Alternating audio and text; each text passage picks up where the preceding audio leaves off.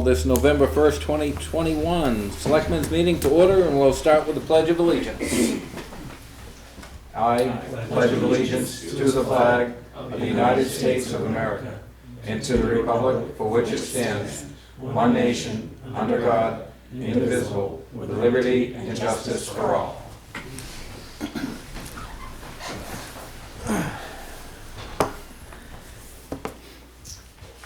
Start off with department head updates. Yep. If you'd like, and start with Tim Brown, Highway Department. The paving of the roads is complete. They come out very well. They're all backed up and ready. We're pretty well ready for winter plow season. The salt shed's full, the sand's up, and just plugging along little stuff this morning. And that's about it. All right. Brian, transfer station. Yeah, everything's been good at the transfer station. We did have our first New Hampshire Solid Waste Working Group meeting last Friday, just an organizational meeting. That went well. We've already kind of got a plan together on what we're working on first. We're going to be meeting once every other month with possible subcommittees going from there, depending on what we get into. Besides that, the Northeast Resource Recovery Association, the annual meeting is next Wednesday, so that I'll be joining. It's all virtual this year. Besides that, it's been going good at the transfer station. Thanks, Brian. Robin, who would usually be here, she's sick today, so she's not here. Really, the only thing I can think of on Billadu's end, and Tim Brown can correct me if I'm wrong in any of this, but there's DOT contacted us about some sinkholes, small sinkholes on Main Street around the vicinity of Verizon store and Grandview Drive, Grove Street. We did some cameraing of our sewer line. Didn't find where it was, there were any holes or cracks in it that would be causing a sinkhole. So we're not sure what the problem is. So we've let the state know that. However, we did find when we cameraed that section of our sewer line that even though it's not cracked, it is starting to buckle a little bit to the point that we need to do something. So to buy us some time, because it'd be quite a project to replace that section of sewer line. We're going to do a basically an in-place liner on that section. They basically just blow in an epoxy sleeve. They cure it with ultraviolet light, and it's as structural as any pipe.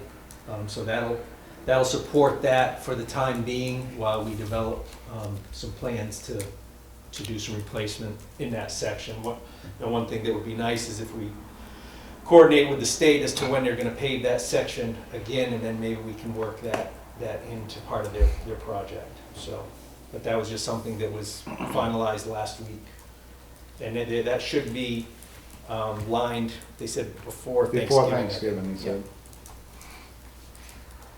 And that's pretty much all there is. Okay. Any questions for any of the department heads? None? Good. You guys can go if you wish, or stay if you wish. I usually forget, so I appreciate you doing it. I'd have made Brown stay a little longer. Yeah, I'll talk to you tomorrow. Thank you. Thank you, guys. Have a good night. You do. All right. All right. Old business, review the meeting minutes of October 18th. Has everyone reviewed them? Yes. I'll make a motion to accept the minutes from the October 18th, 2021 meeting. I'll second it. Got a motion and a second to accept the minutes from the October 18th, 2021 meeting. Is there any further discussion? Seeing none, all those in favor signify by saying aye. Aye. All those opposed, nay. The ayes have it.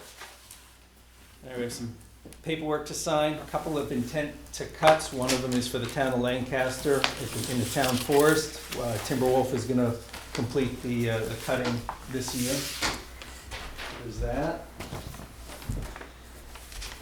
And we also have Cheryl and Debbie McKillop on Garland Road. Acreage of lot is 75.8 acres, and they are planning to cut 45 out of that. Yeah. Brian Dowland is the logger.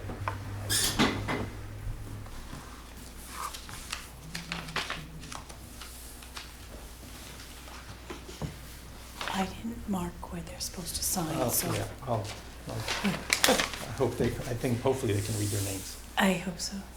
We have a couple of repurchase deeds, well, actually 4 deeds. The repurchase deeds, 3 for Daniel Benoit and 1 for David Began. They did repurchase their deeded properties. Just put them in over here.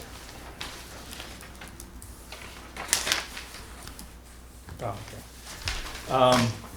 So there's 4 altogether.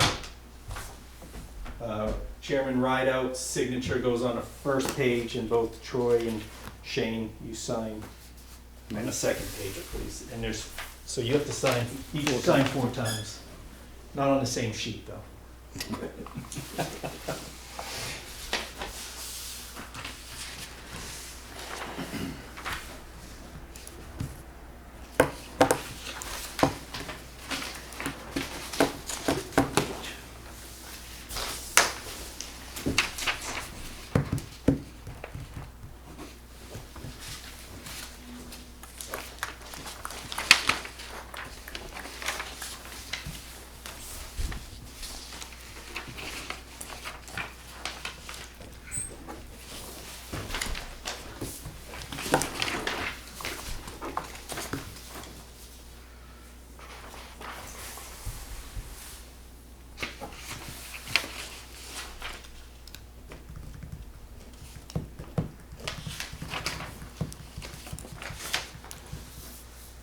Get a different pen for each signature. Yes.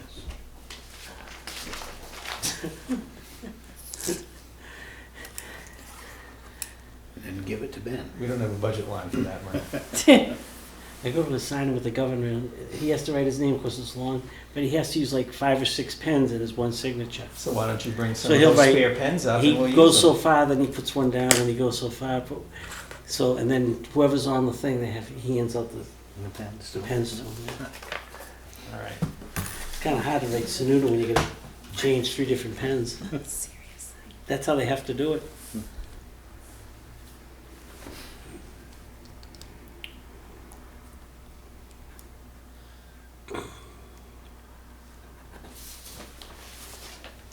All right, so more old business, just an update on the underground fuel tank we found in the Bunker Hill parking lot.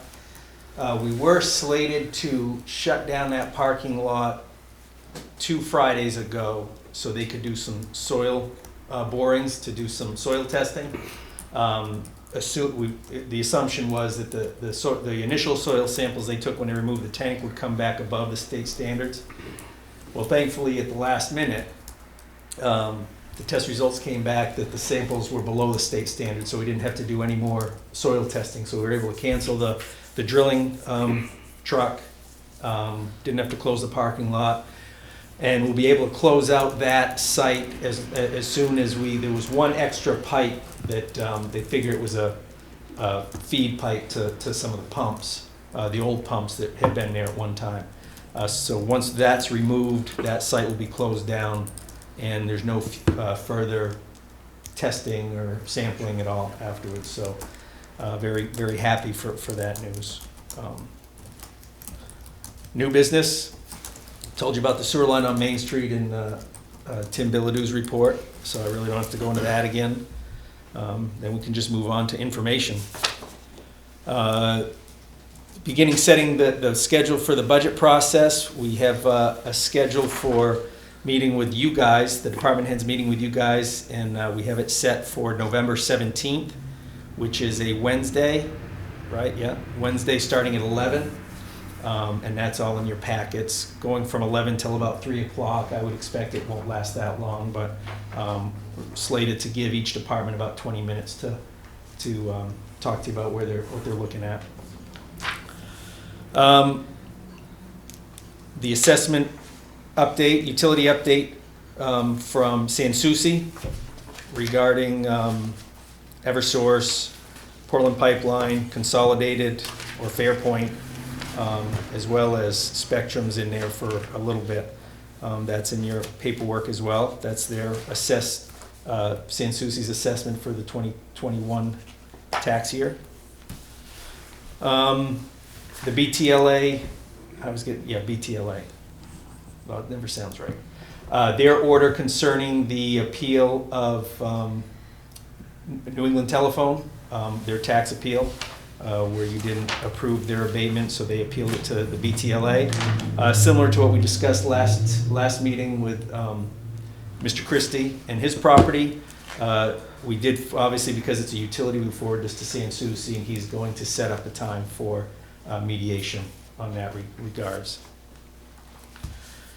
Then we have building permits, 3 building permits, one for the Episcopal Church. They're going to be home to a small wooden shed, which will be the home of the little free pantry in town. Michael Huntington on Portland Street. He's constructing an addition to the home, connected to primary house via breezeway, a stick-built addition on block foundation. And then we have Leanne and Melissa Potter, 12 Evergreen Drive. They're constructing a 25 by 25 metal steel master structure on a concrete pad to use as a garage and a home workshop. And that was all I had.